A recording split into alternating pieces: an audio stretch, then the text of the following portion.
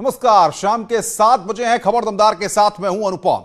सबसे पहले बात करते हैं यूपी विधानसभा के मॉनसून सत्र की। कल से उत्तर प्रदेश विधानसभा का मॉनसून सत्र शुरू होने जा रहा है। सरकार ने तैयारी पूरी कर ली है। सदन में सोशल डिस्टेंसिंग का पालन रखते हुए सीटिंग व्यवस्था की गई है। इसके बीच में मॉनसून सत्र के पहले दिन विपक्ष ने हंगामे के पूरे आसार जताए जा रहे हैं। कानून व्यवस्था और ब्राह्मणवाद के मुद्दे पर विपक्ष पहले दिन ही जोरदार हंगामा कर सकता है।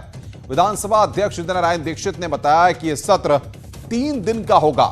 तो ब्राह्मणवाद के मुद्दे पर, कानून व्यवस्था के मुद्दे पर विपक्ष सरकार को घेर सकता है, इस तरह के कयास लग रहे हैं, क्योंकि 3 दिनों का यह सत्र है, मॉनसून सत्र है। और जिस तरीके से ब्राह्मण सियासत का मुद्दा लगातार उठ रहा है, सत्ता के अंदर भी और सत्ता के बाहर भी जिस तरीके से कशमकश चल रही है इस मुद्दे को लेकर के, ऐसे में कल से शुरू होने वाला सत्र हंगामेदार होने के आसार पूरे हैं।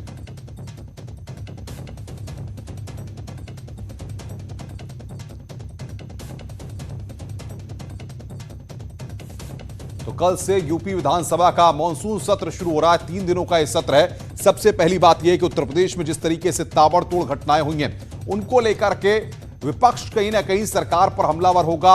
और माना यह जा रहा है कि जिस तरीके से विपक्ष लगातार उत्तर प्रदेश की घटनाओं पर विपक्ष सरकार से सवाल खड़े करते रहा है, ऐसे में सरकार अब किस तरीके से इन सबका जवाब देगी, यह भी बहुत जरूरी है।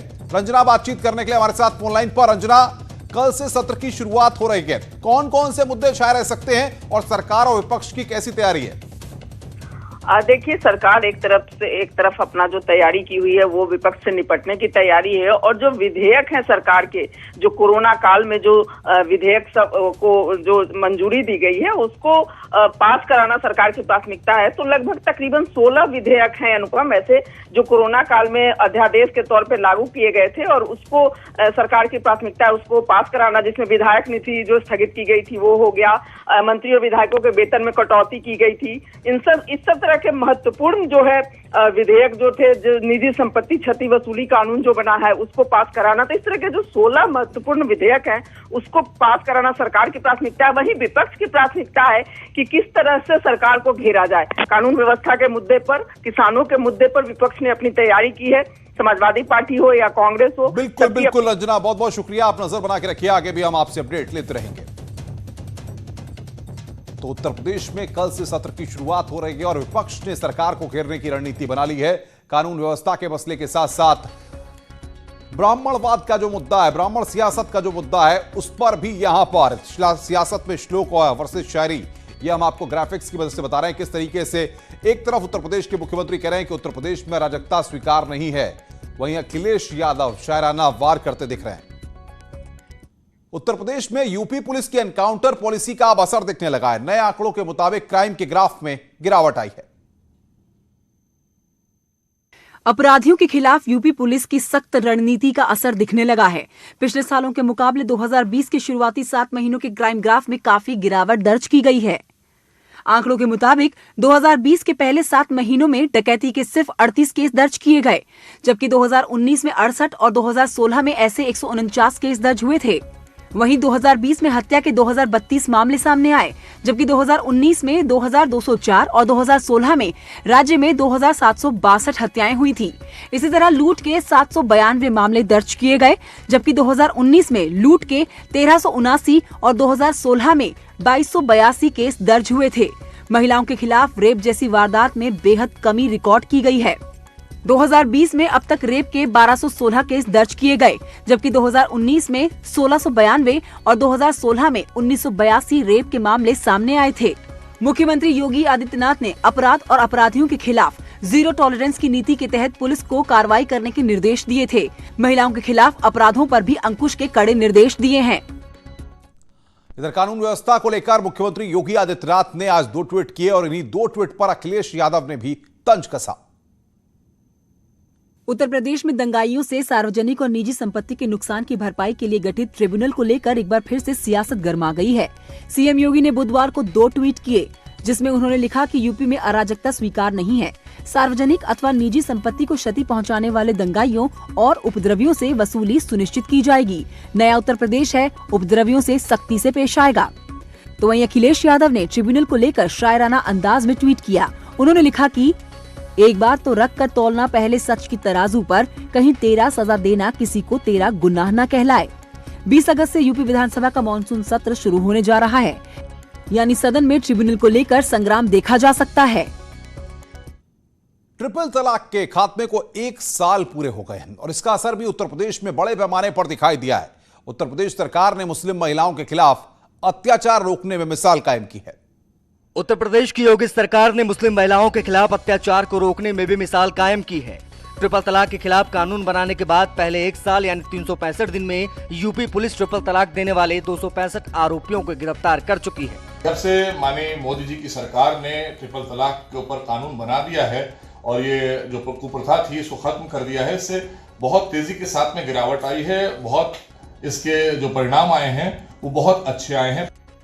कानून बनने के बाद पहले 1 साल में पुलिस ने 3 तलाक के खिलाफ 1434 एफआईआर दर्ज की। इनमें 50 की जांच पूरी कर अंतिम रिपोर्ट भी लगा दी गई, जबकि 1000 से ज्यादा मामलों की जांच चल रही है।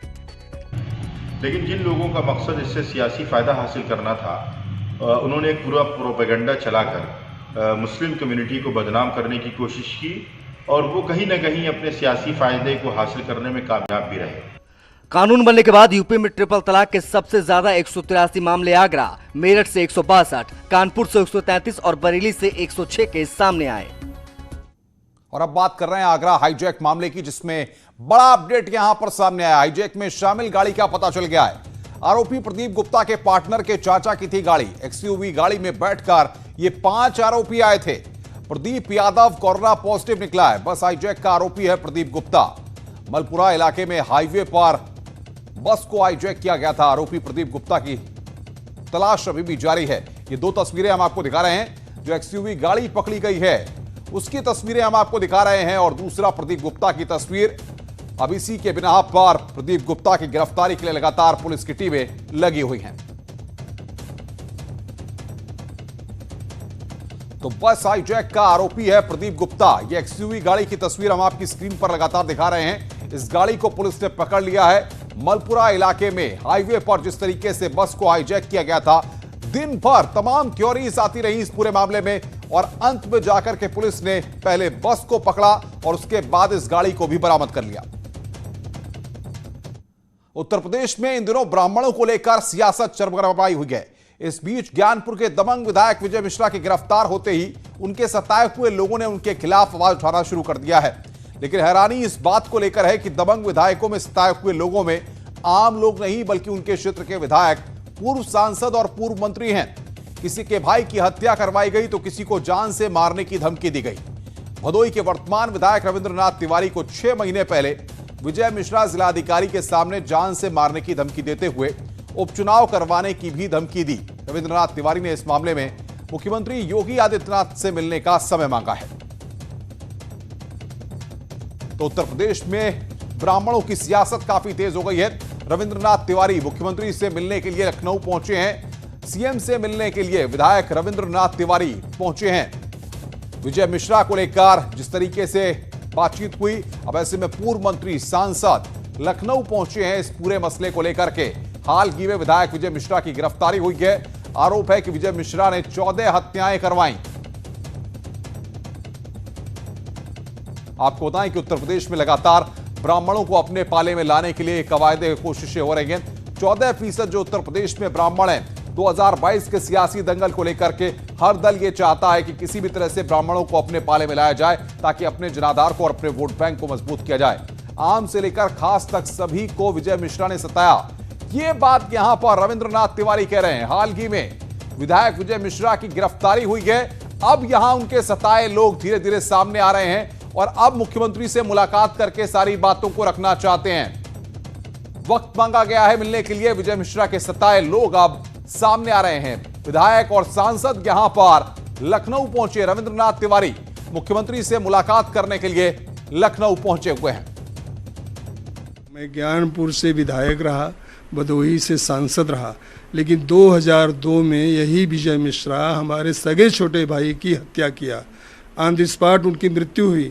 दूसरे सगे छोटे भाई पर गोलियों से छलनी किया, किसी तरह से उनकी जान बच पाई। वर्षों तक दवा चली, आज भी चल रही है। वो दुर्दांत अपराधी है। अगर उत्तर प्रदेश के टॉप 5 लोगों की बात की जाए तो उसमें विजय मिश्रा है।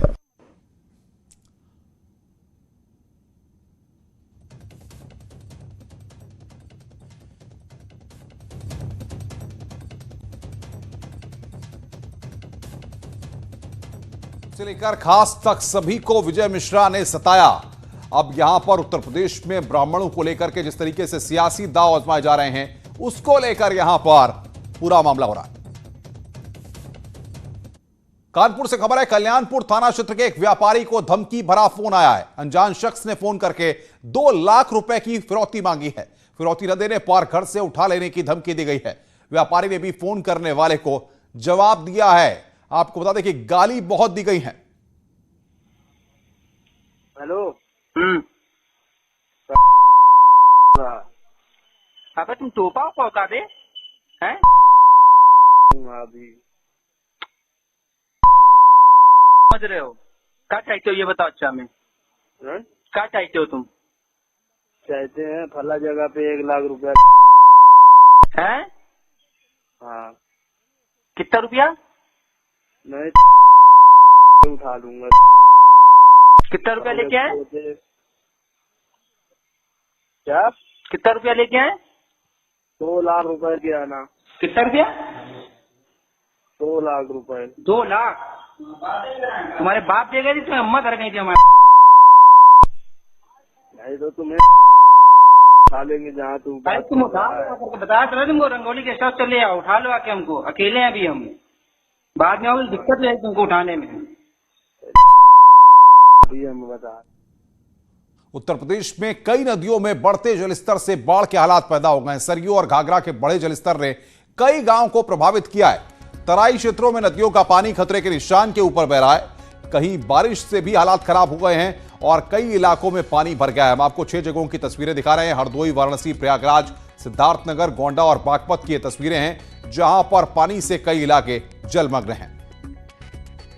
वहीं पश्चिमी उत्तर प्रदेश और तराई के इलाकों में भी बाढ़ बारिश से जिंदगी बेहाल हो गई है। गाजियाबाद, हापुड़, गोरखपुर, शाहजहांपुर, मथुरा, बहराइच की तस्वीरें आपकी स्क्रीन पर हैं, जहां पर बारिश के चलते आवागमन प्रभावित हुआ है। लोगों को दिक्कतों का सामना करना पड़ रहा है। उत्तर प्रदेश के तराई वाले कई जिलों में बाढ़ ने कहर बरपा कर रखा है। संगम नगरी प्रयागराज में भी गंगा और यमुना दोनों ही नदियों का जलस्तर लगातार बढ़ रहा है। हालांकि दोनों नदियां अभी खतरे के निशान से काफी नीचे बह रही हैं, लेकिन बढ़ते जलस्तर ने लोगों की चिंता को बढ़ा दिया है। प्रयागराज में गंगा और यमुना दोनों ही नदियां 1 सेंटीमीटर प्रति घंटे की रफ्तार से बढ़ रही हैं। बढ़ते जलस्तर की वजह से पक्के घाटों और संगम जाने वाले रास्तों पर पानी भर गया है। धीरे धीरे गंगा जी अपना धीरे धीरे प्रवेश आ रहा है, धीरे धीरे पानी का। धीरे धीरे हम लोग अपना घाट ले जाकर ऊपर तरफ लगा रहे हैं। अभी कल घाट यहाँ फंसा बगल में, आज हम लोग अपना घाट यहाँ पर लाए। इसी तरह गंगा और यमुना नदियों का जलस्तर बढ़ रहा है। जो तटीय इलाके हैं, इसके साथ साथ ऐसे गांव जो गंगा और यमुना नदियों के किनारे बसे हैं, वहां पर जिला प्रशासन ने अलर्ट घोषित कर दिया है। इसके साथ ही साथ जो बाढ़ चौकियां स्थापित की गई है, वहां से भी लगातार मॉनिटरिंग की जा रही है और लोगों को गहरे पानी की ओर न जाने की भी सलाह दी गई है। कैमरा पर्सन संजीव मिश्रा के साथ सर्वेश दुबे, न्यूज़ 18 प्रयागराज। पीलीभीत में 1 दर्जन से अधिक गांव के लोग बाढ़ के कहर से परेशान हैं। कटान के चलते बहुत से ग्रामीणों की कई एकड़ भूमि शारदा नदी में समा चुकी है। तबाही देखकर ग्रामीण खुद सुरक्षित जगहों पर जाने की तैयारी कर रहे हैं। नदी का बहाव देखकर ग्रामीणों की रातों की नींद उड़ी हुई है। बता दें कि कलीनगर तहसील बॉर्डर क्षेत्र के आधा दर्जन से अधिक गांव शारदा का प्रकोप हर साल झेलने को मजबूर हैं।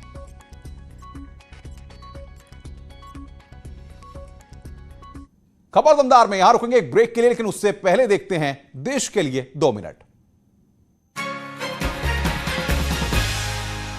With all the health and safety concerns that COVID-19 has brought to the fore, it has also been a year of realization that even in adversity, there is hope. Even as millions battle the virus, even as the economy battles recovery, even as social distancing keeps us apart, all is not lost. Hope is certainly not lost.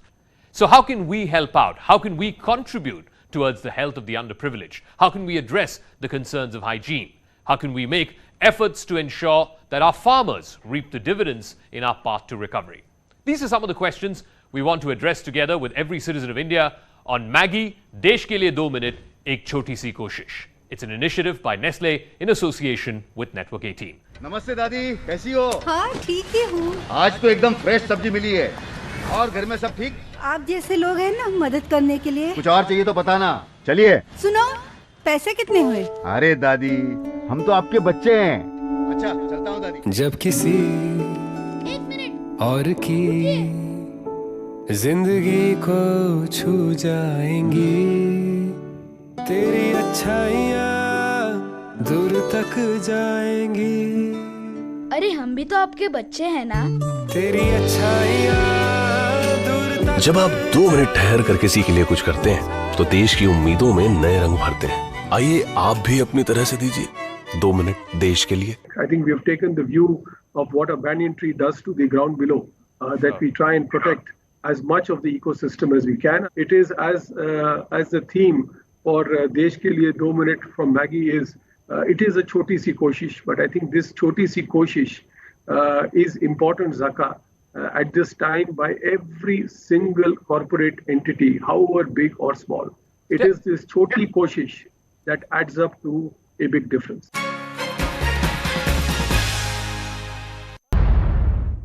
स्वागत है। Break के बाद खबरों का सिलसिला आगे बढ़ाते हैं। बहराइच के मोतीपुर थाना क्षेत्र में 2 सांड आज आपस में भिड़ गए।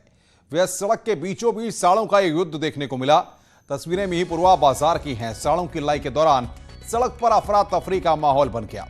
हालांकि यह था कि लोग सांडों की लड़ाई छुड़ाने के लिए उन पर पानी डालते नजर आए, लेकिन इसके बावजूद ही लड़ाई जारी रही। काफी देर तक चली इस बुल फाइट में कोई भी हादसा हो सकता था। सांडों की लड़ाई में कोई भी बड़ा हादसा हो सकता था, इसीलिए लोग वहां पर अलर्ट थे। अफरा तफरी का माहौल वहां पर बना हुआ था। बहराइच से खबर है, पीस पार्टी के जिला अध्यक्ष को धार्मिक भावनाएं आहत करने के आरोपों के बाद पुलिस ने गिरफ्तार करके जेल भेज दिया है। दरअसल मोहम्मद शकील खान पर कुछ लोगों ने सोशल मीडिया पर धार्मिक भावनाओं को आहत करने और तिरंगे का अपमान का आरोप लगाया था, जिसके बाद पुलिस ने मुकदमा दर्ज कर शकील खान को गिरफ्तार करके जेल भेज दिया है।